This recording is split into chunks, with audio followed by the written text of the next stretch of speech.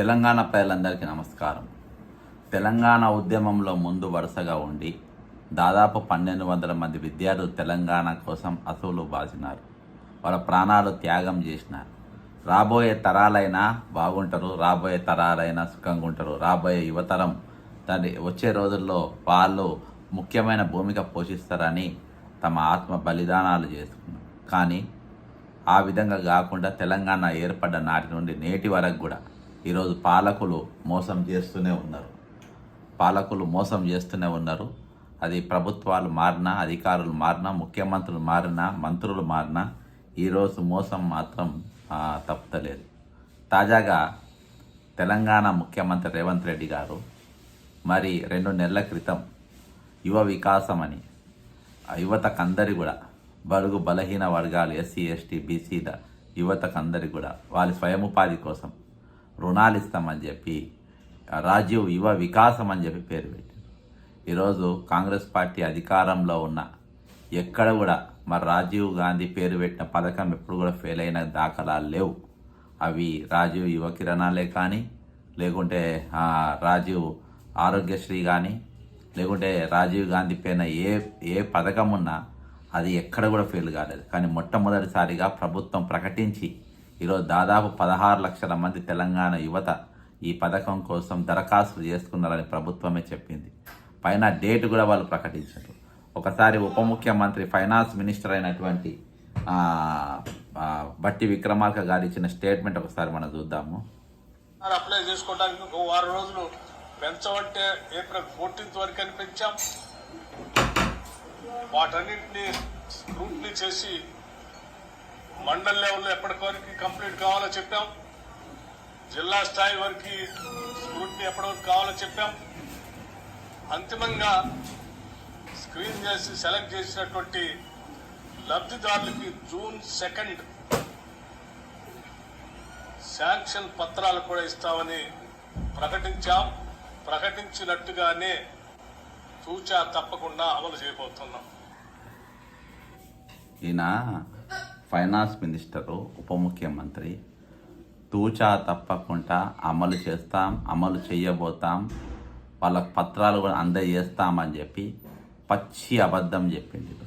అంతేకాకుండా ఈయన ఈ పాయింట్ అయినా లుంగైనా, ఈ ప్యాంట్ అయినా దోత అయినా ఇద్దరు కలిసి మరి ఏది మేనిఫెస్టో పత్రాలను ఇద్దరు కూడా గ్యారంటీ సంతకాలు పెట్టారు.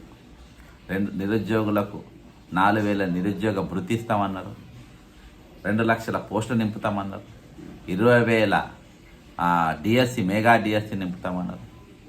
ఇక అనేకల ప్రగల్భాలు పలికింది. కానీ ఏవి కూడా ఈరోజు కార్యాచరణ లేదు దేనికి కూడా. అవి ఏ విధంగా ఉండాలి, ఎక్కడ వేసిన గొంగడి అక్కడనే వేసిన విధంగా ఇయాటి వరకు పరిస్థితి అదే విధంగా ఉన్నది. కానీ ఎక్కడ కూడా మార్పు లేదు. ఈరోజు తెలంగాణ యువత చాలా నిస్పృహతో, నిరాశతో ఈరోజు ఉన్నారు. ఎందుకంటే ప్రభుత్వాలు మార్చిండ్రు వాళ్ళు.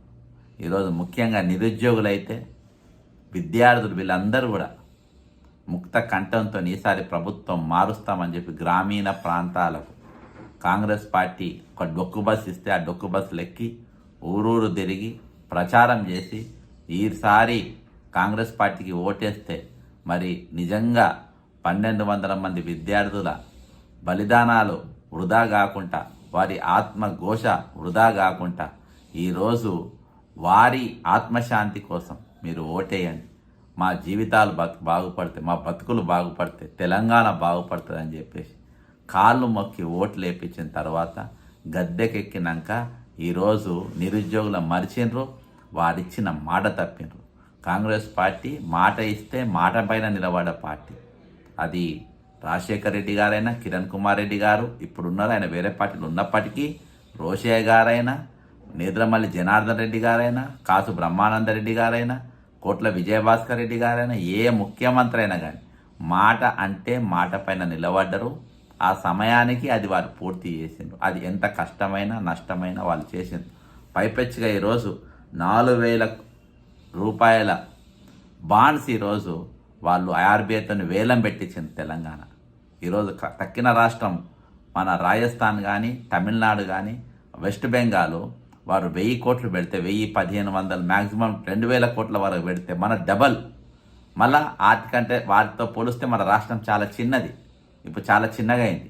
అయినా కానీ మనకు ఆకలి ఎక్కువ, మన పాలకులకు ఆకలి ఎక్కువ. ఎందుకంటే వాళ్ళు బిల్లులు ఇచ్చుకోవాలి, బిల్లులు ఇచ్చుకుంటే కమిషన్లు వస్తాయి, బిల్డింగ్లు కడితే కమిషన్లు వస్తాయి. ఈరోజు రాజీవ్ యువ వికాసంకేమో పైసలు ఉండయి, సుందరి పోటీలకేమో ప్రపంచ సుందరి పోటీలకేమో నీ దగ్గర పైసలు ఉంటాయి. ఈరోజు ప్రపంచవ్యాప్తంగా పిలిపించి వాళ్ళ స్టార్ హోటల్లో పెట్టి నీకు పైసలు ఉంటాయి, వాళ్ళని ఊరూరు దిప్పనీకి పైసలు ఉంటాయి, వాళ్ళ బహుమతులు ఇవ్వడానికి పైసలు ఉంటాయి. కానీ ఈరోజు తెలంగాణ యువతకు వచ్చేటప్పుడు మీ దగ్గర రూపాయలు ఉన్నాయి, తెలంగాణ నౌకర్లు ఇచ్చే వరకు మీ రూపాయలు ఉన్నాయి, తెలంగాణ రాజీవ్ యువ వికాసం ద్వారా నీ దగ్గర రూపాయలు ఉన్నాయి. చెప్తారు మళ్ళా చాలా దరఖాస్తులు వచ్చినాయి, అవన్నీ కూడా స్క్రూటినీ చేయనీకి అని చెప్పి చాలా సమయం పడుతుంది. ఎంత సమయం పడుతుంది ఎంత సమయం పడుతుంది?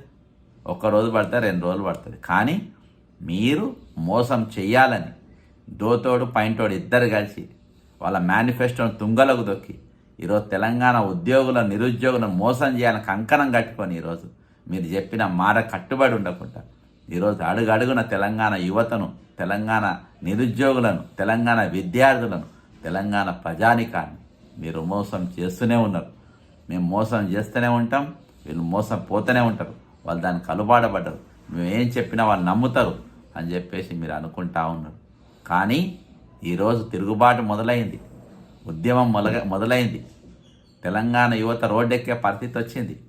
రేపు 20వ తారీఖున ఈ జూన్ 20 ఉదయం 10 గంటలకు ఇందిరా పార్క్ దగ్గర ధర్నా చౌక్లో ఈరోజు వేలాది మంది విద్యార్థులు జిల్లాల నుండి తరలి వచ్చి ఈరోజు మీరు ఇచ్చిన మేనిఫెస్టో కోసం, మీ జాబ్ క్యాలెండర్ల కోసం, మీ రాజ్య యువ వికాసం కోసం, మీ 4000 నిరుద్యోగ భృతి కోసం ఈరోజు ఖచ్చితంగా ప్రశ్నించబోతున్నారు. మేము కూడా పాల్గొనబోతున్నాం.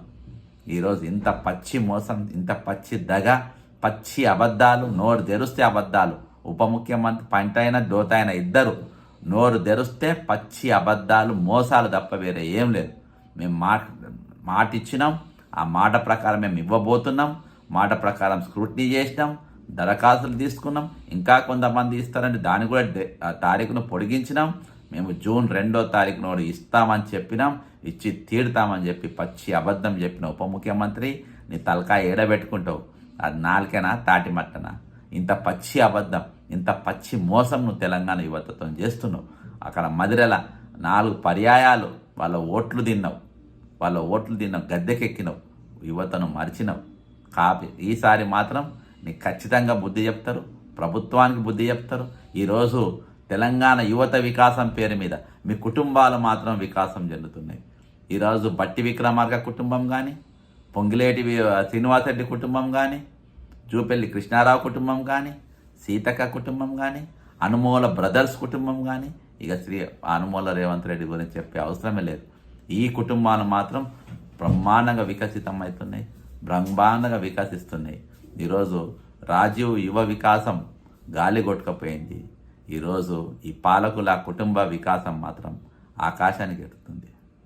కాబట్టి ఖచ్చితంగా మేము అడుగుతాం, ప్రశ్నిస్తాం. రాజీవ్ గాంధీ పేరు బద్నాం చేస్తున్నాం. రాజీవ్ గాంధీ పేరు మీద పెట్టిన ఏ పథకం కూడా ఈ రోజు వరకు ఆగిన దాఖలాలు లేవు. కానీ ఈరోజు తెలంగాణ ముఖ్యమంత్రి గారి రేవంత్ రెడ్డి గారి నేతృత్వంలో, బట్టి విక్రమార్క గారి సారథ్యంలో ఈ పంటైన దోతైన ఇద్దరు కలిసి రాజీవ్ గాంధీ పేరు కూడా బద్నాం చేసే విధంగా ఈరోజు వాళ్ళు పూలుకున్నారని అంటే ఇక వాళ్ళను మరి ప్రజలు ఎంతవరకు సహిస్తారు, ఎంతవరకు భయిస్తారు? కాంగ్రెస్ పార్టీ అధిష్టానం అయితే వాళ్ళు భరించడానికి సిద్ధమైపోయారు. వీళ్ళు ఎసొంటోళ్ళు అయినా కానీ మేము మోస్తాం, మాకు వీళ్ళే కావాలని చెప్పి అధిష్టానం అంటుంది. కానీ ఈరోజు యువత మాత్రం తిరగబడుతుంది. రాజీవ్ గాంధీ పేరు బద్నాం చేసిండు, రాజీవ్ గాంధీ పేరు మీద వీళ్ళ కుటుంబాలు వికసించినాయి.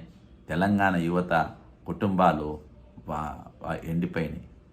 ఇది పరిస్థితి. జై తెలంగాణ, అమరవీరులకు జోహార్.